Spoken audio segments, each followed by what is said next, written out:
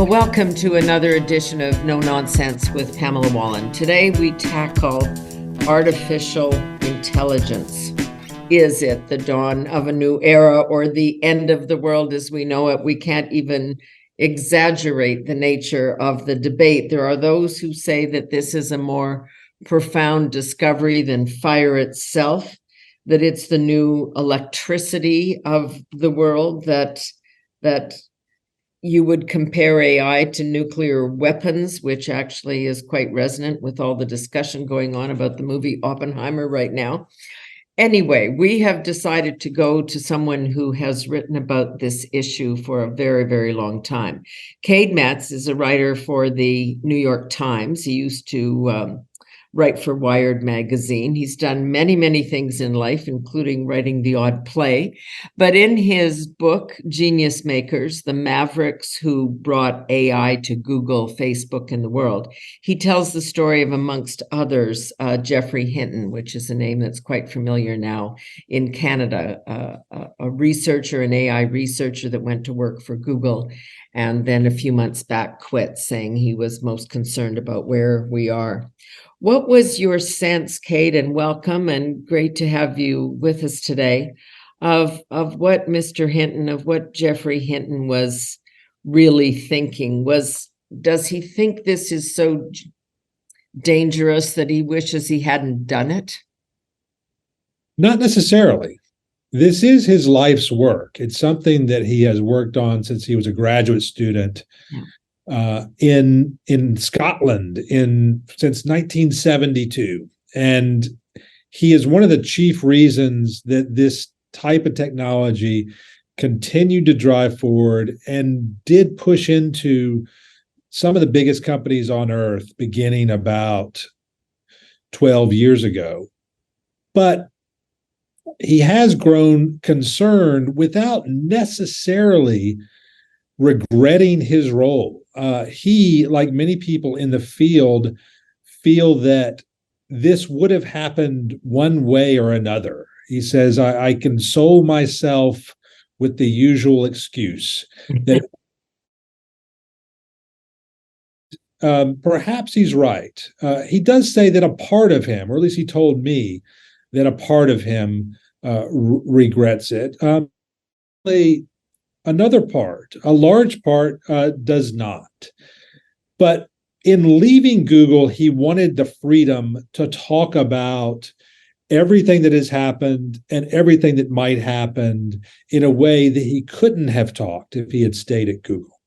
I think that's the point now, and it may be the horse may be out of the barn here, but at least he has this ability now to put up the warning flags and say, let's at least think about what we are doing, because that's the trouble. I mean, there are so many. I mean, AI is already here. It's used in a whole lot of technology that exists already. It's used in the healthcare system.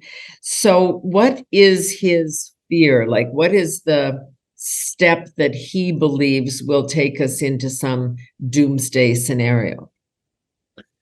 There are many concerns that he has. Some are near term, some medium term, some, as you allude to, even longer term. In the near term, there's the threat of these systems being used to create disinformation, right. To create disinformation at a scale we've never seen before, including not just images, but video and text that looks like the real thing, but is not. That's a concern for a lot of people across the field, including Dr. Hinton. In the medium term, there's the concern about job loss, how this might fundamentally change the job market and change it in a very rapid way. That's a concern. But where his mind has really changed over the past year, just the past year, is that he has grown concerned that this technology eventually could become so powerful that humans could not control it. And that sounds like a science fiction scenario. And in many ways, it is still. The machines of today do not exhibit that type of power. But he is concerned that because these systems can be so rapidly improved at a rate that we have never seen from other technologies in the past, that they could cross this threshold where they are difficult for humanity to control. I want to raise or discuss all of those issues that you have raised there, but let's go back, because that point about these machines and the machine learning, that it's one thing if we as humans are controlling that process and feeding information. It's another if they can teach themselves. And I think that's where his research began in the first place, was on the brain and how humans learn, which is we create these neural pathways by repetitive behavior or being told something. And that he saw that being mirrored in the technology. That's exactly right. The human brain provided a model for his research, dating all the way back to the early 70s. He aimed, and he was one of the few people on Earth, really, at that point, who chased that type of system, a system that could learn from data in rough terms, the same way that the human brain learns. You and I, as we grow up, we observe, we take in information in so many different ways, through our eyes, through our ears, through experience. And in taking in all that information, we learn to navigate the world. We learn the way the world works and how to respond to it. And his goal from the beginning was to build machines that could learn in that same way. And that type of technology, what he and other researchers called a neural network, after the web of neurons in the brain, is what is driving so many of the systems that we are seeing and using today. So systems that can recognize objects in the world around them. Systems like Siri that can recognize spoken words, and chatbots like ChatGPT or Google Bard that can not only recognize words but create sentences and paragraphs in much the same way as humans do. All those systems learn by analyzing data. Right. And the reason that is so important is that those types of systems can be improved at a much faster rate than systems were improved in the past. In the past, you had to get a bunch of engineers in a room, and they had to define rule by rule, line of code by line of code, how that machine was going to operate. And that is always going to be a slower process. When the machine can learn on their own, as you throw more data at it, it's going to improve at a faster rate. We have seen that over the past decade. Because he started out with the notion, and correct me, please, but I think his early research is they were just going to give these machines a series of rules. This is hot and this is cold, and you mustn't do this, and that was really going to take forever, and because it's constantly changing. So, what was the next step that has unleashed this? Well, he worked on that over the decades, through the 70s, the 80s, the 90s, on into the 2000s. It wasn't until about 2010 that this idea really started to work. Most researchers thought it was just a curiosity, but what happened around then is that we not only had the data needed to train these systems, thanks to the internet, where we all are constantly producing data, whether it's images or text or sounds needed to train these systems, but also we had the computing power needed to analyze all that data.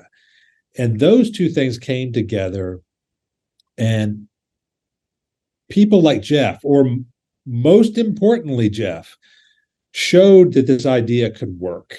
And first it started to work with speech recognition, where you could take spoken words, hours of spoken words, feed it into a neural network. It could analyze those spoken words and learn to recognize the words that come out of your mouth or my mouth.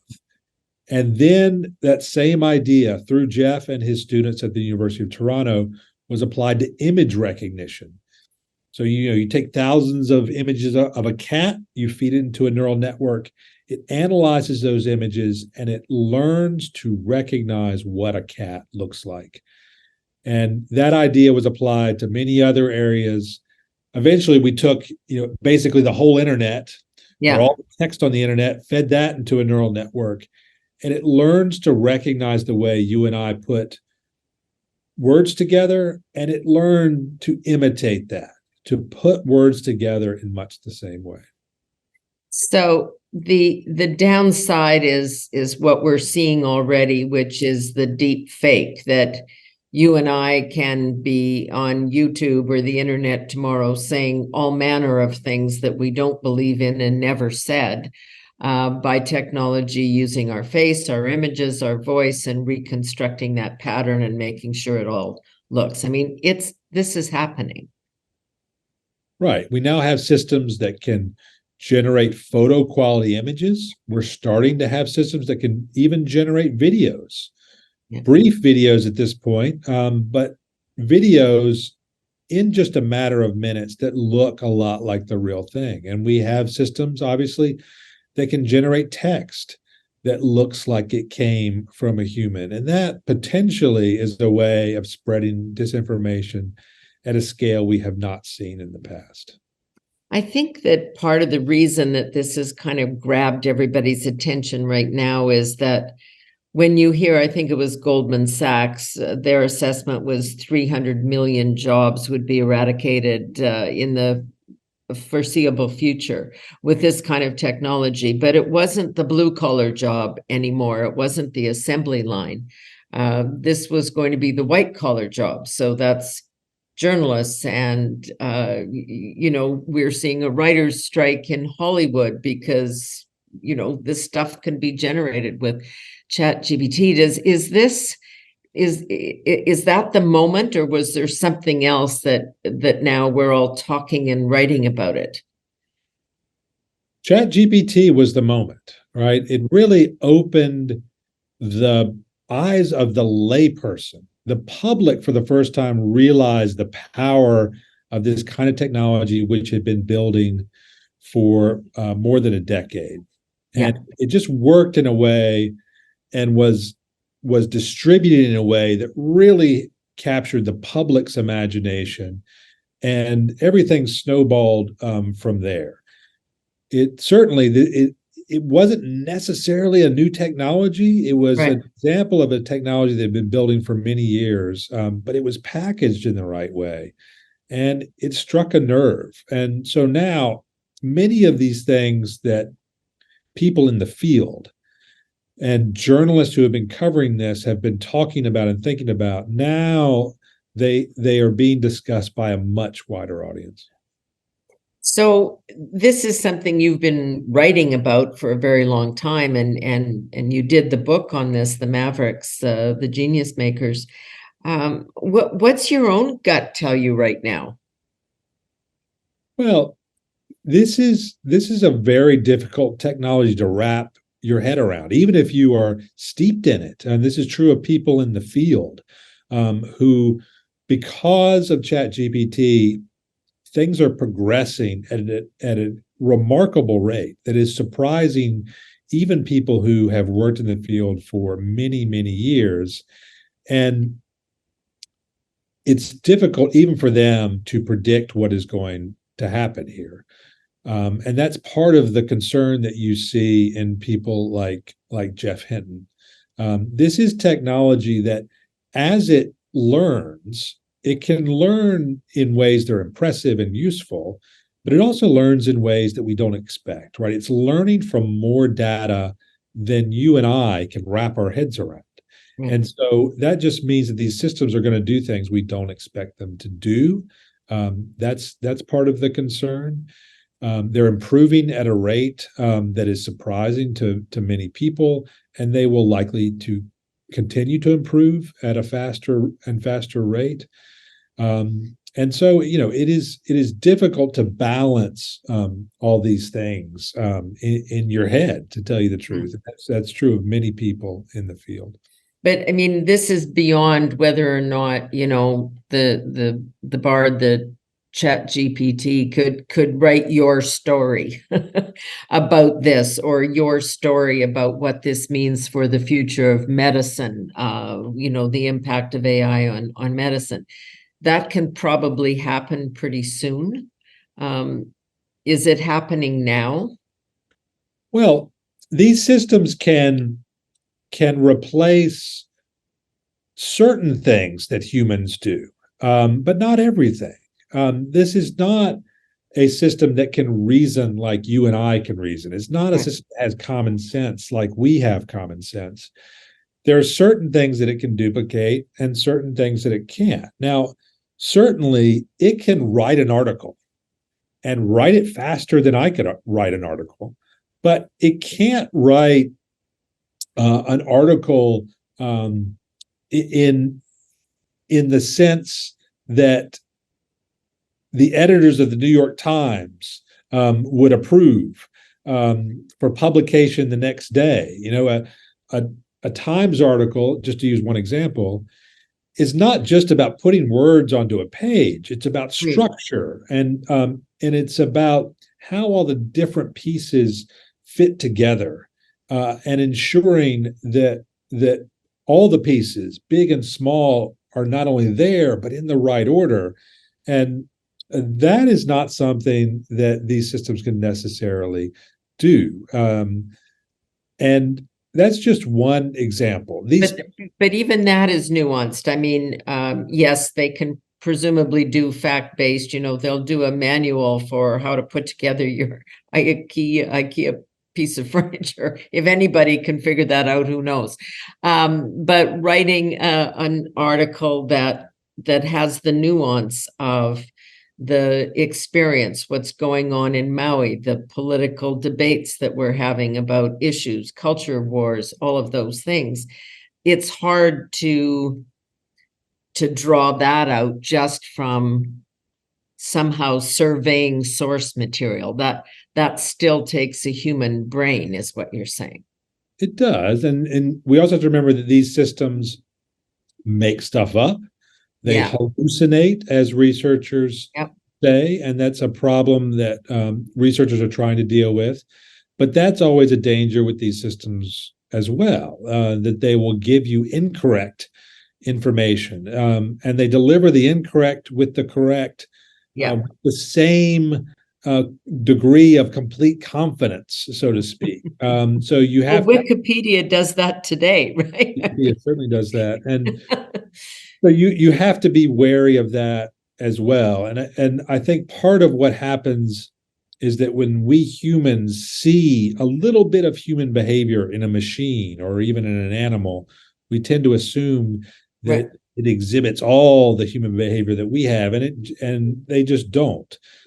These machines at this point, they do some stuff that is human-like. In other cases, they are not like a human at all. There are some cases where certainly they perform better than you and I do.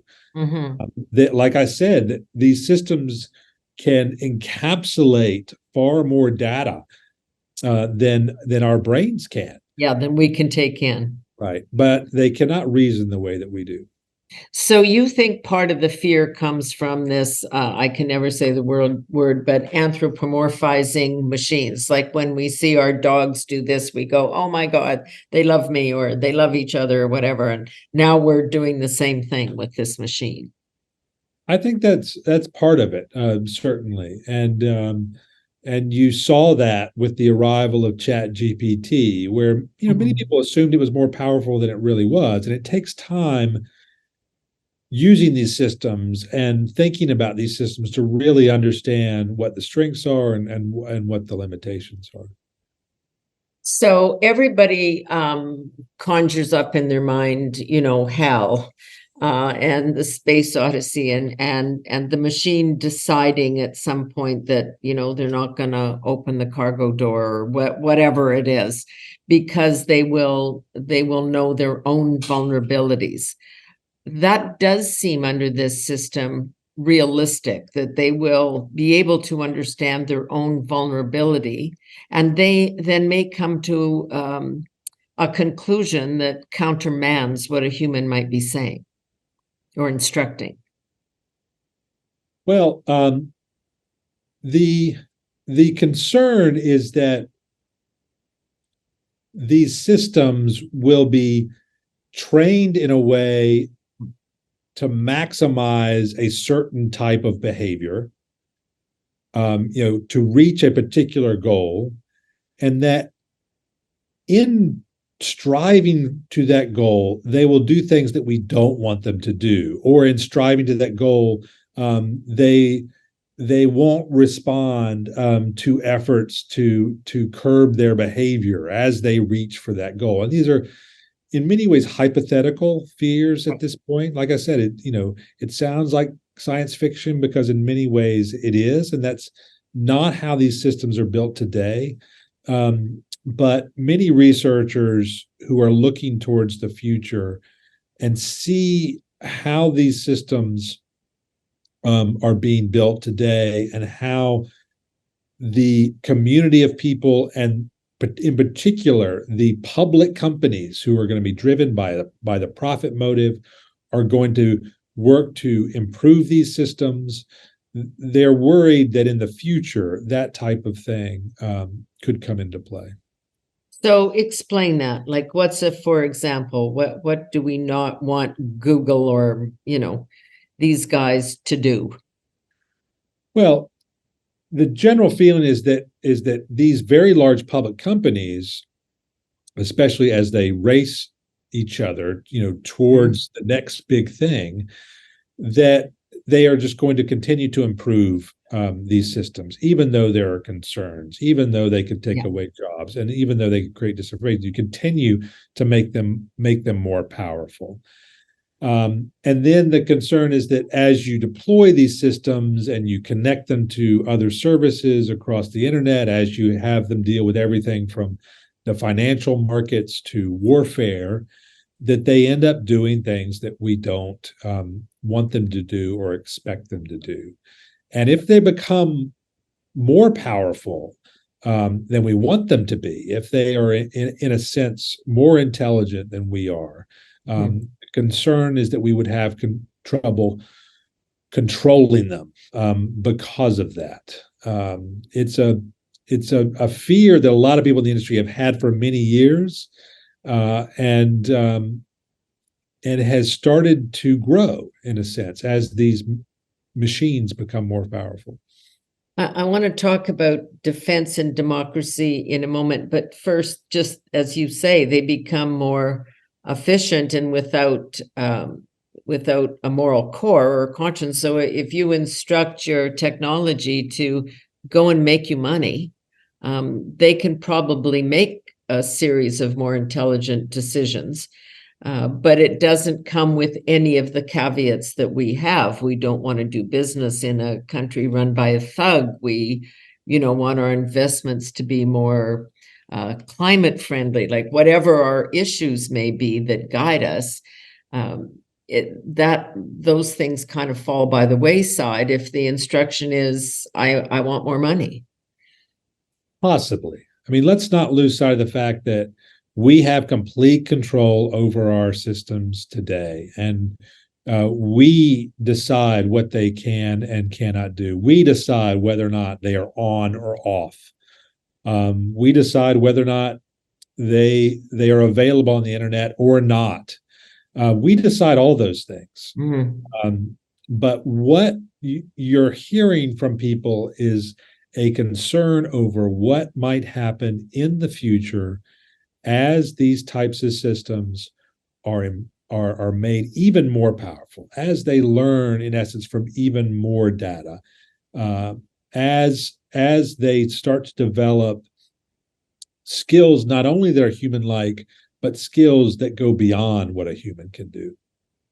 Well, that's the issue. So here we are with, the ability to leverage artificial intelligence. I mean, lots of people are doing it, not just the big companies, and it has a lot of positive benefit. But when you get to that issue of governance, of democracy, of the system, I mean, the dilemma is, and people are human, do you leverage this to expand power, to consolidate your power, or do you try and stifle it or control it and risk it and de-risk it, I guess is the word I'm looking for.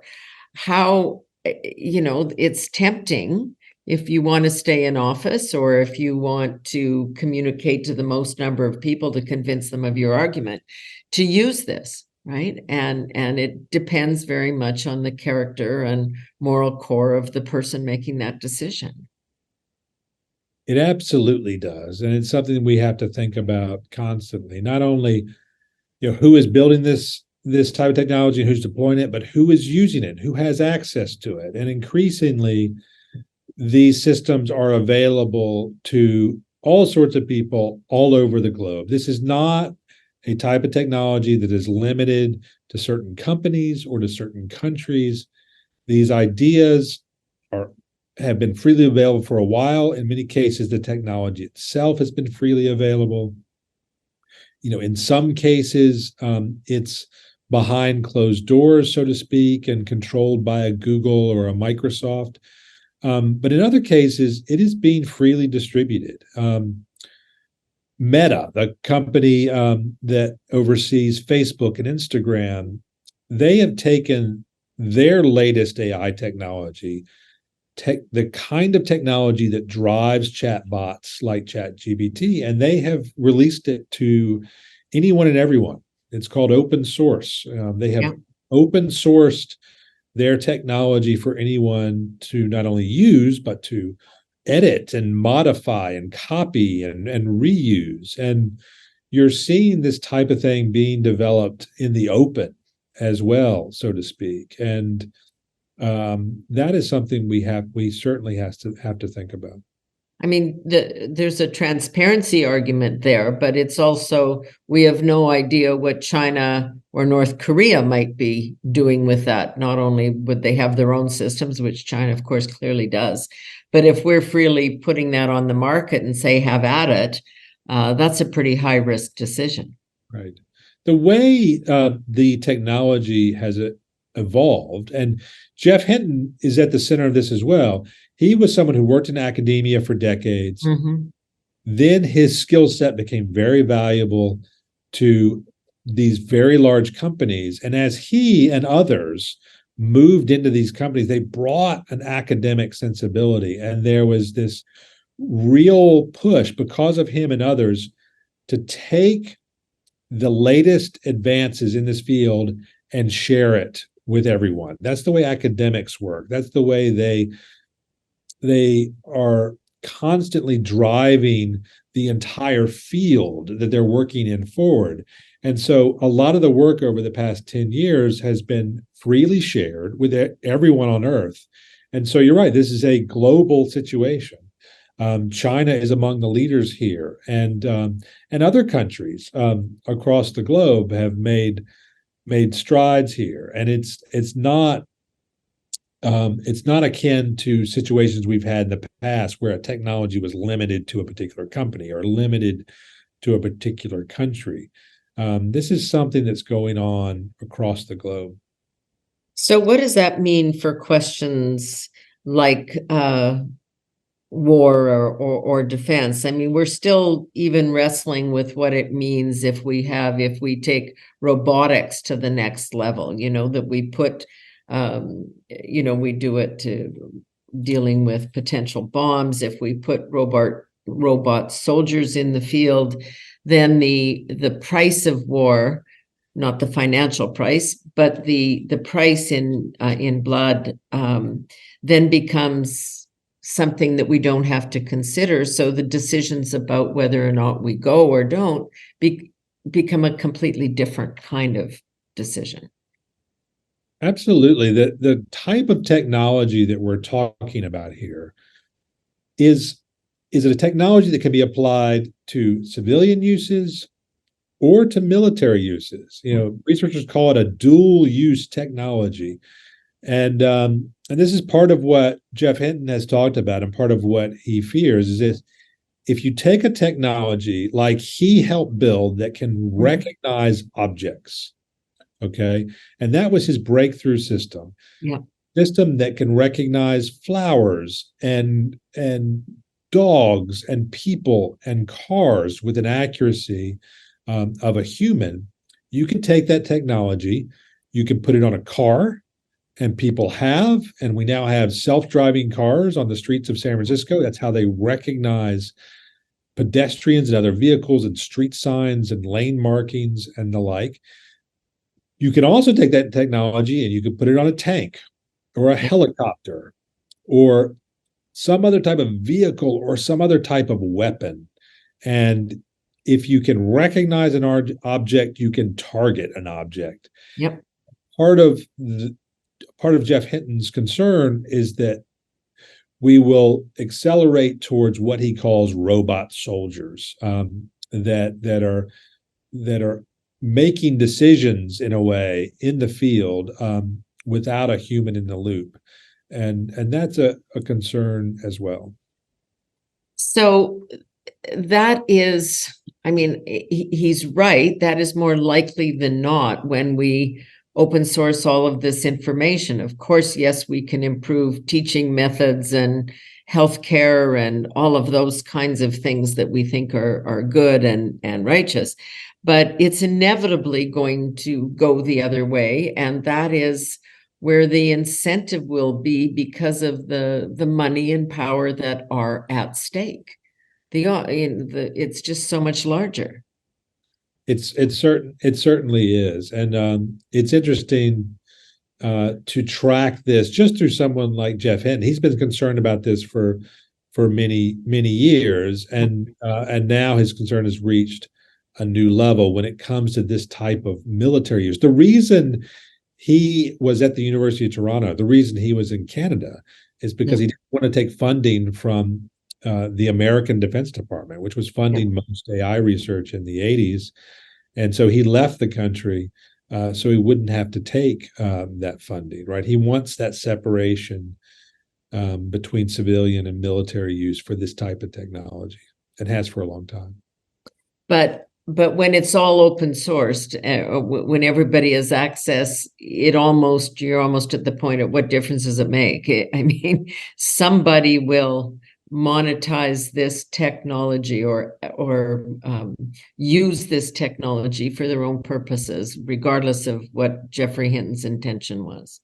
Right. And that's the reason this technology is at the center of an increasingly complicated geopolitical situation where many people want to regulate the technology, but if it's regulated in one country, doesn't it just flourish in another?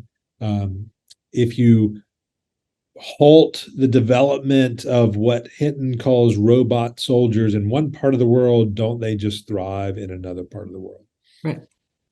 So this is we're dealing with this on much smaller issues, just on what I think is a very fundamental question, but which it seems, according to the polls, fewer and fewer do, which is freedom of information, free speech. Do we want Meta actually deciding what it is that we read? Do we want governments deciding what it is we can watch on our television screens or our computer screens? We've just gone through that legislation here and part of that debate, but it doesn't engage. It's kind of like, as you say, you need a chat GPT moment. There needs to be something, and I don't know what that is, in which people go, okay, we do need to protect the ability to communicate with one another and protect free speech, and therefore this is just the next level up of whether or not you try to control this. And if you do, how the hell do you do it?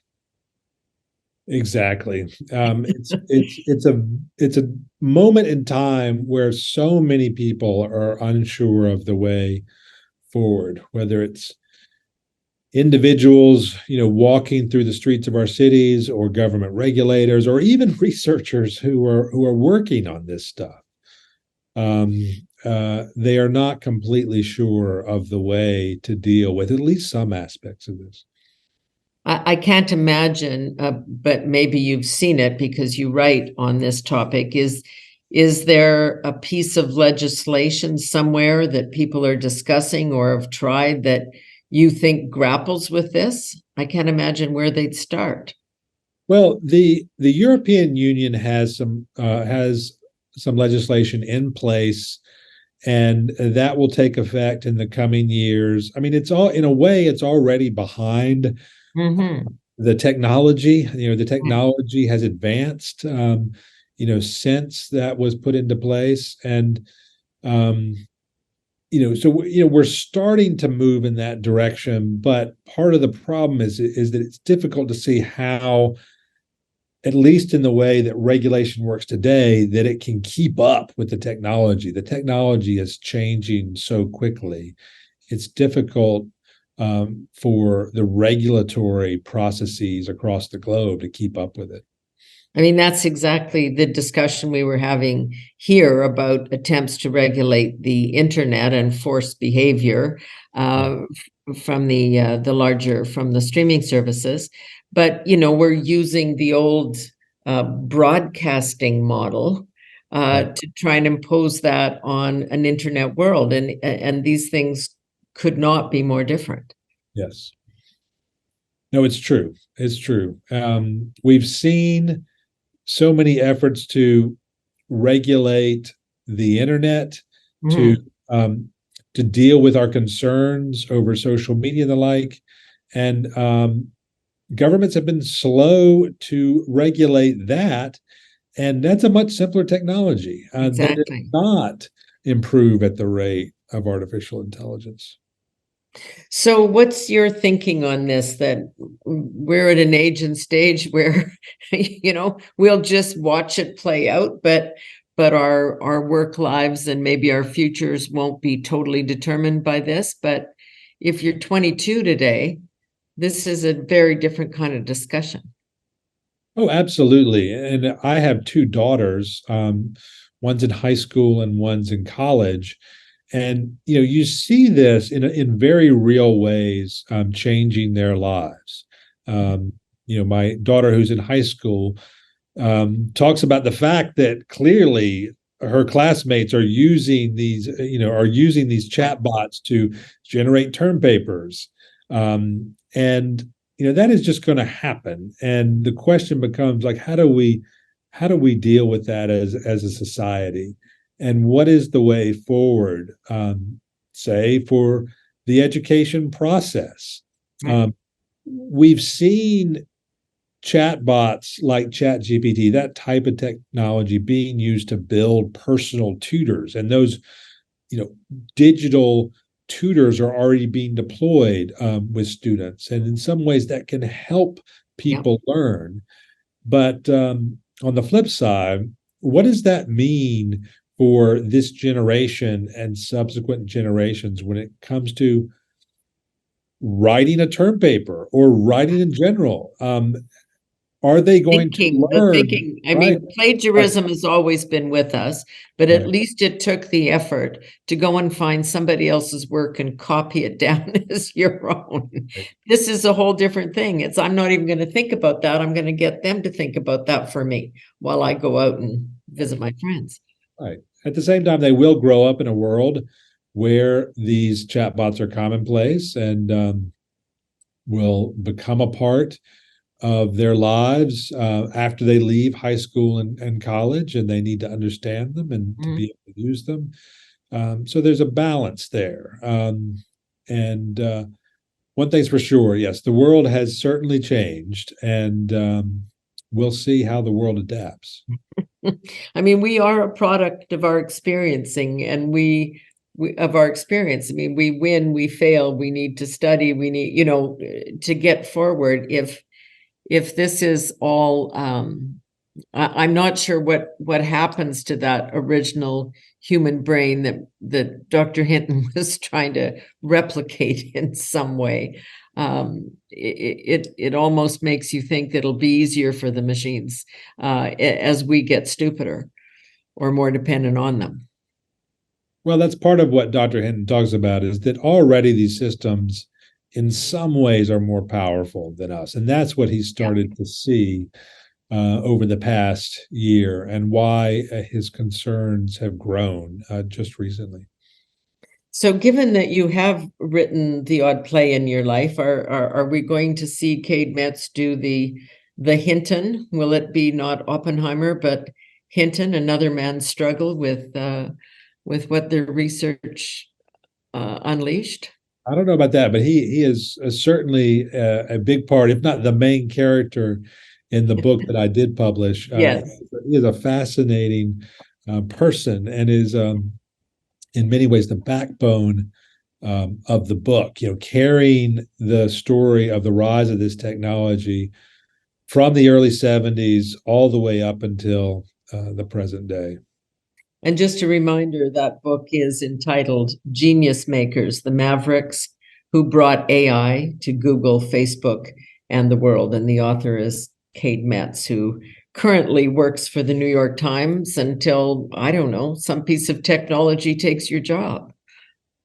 Well, the good news is that's not going to happen anytime soon. So, Well, I'm a bit relieved at your optimism. You keep putting it off into the future, not anytime soon, but that's not a timeline either, is it? that's true. That is true. As we talked about, this technology is accelerating. It's getting better Yeah. and better and better. Cade Metzs, thank you so much for your time today. Really appreciate it. Thank you. That's great. And that is it for this edition of No Nonsense with Pamela Wallin. At least we'll be here for a while and until the technology takes this all over.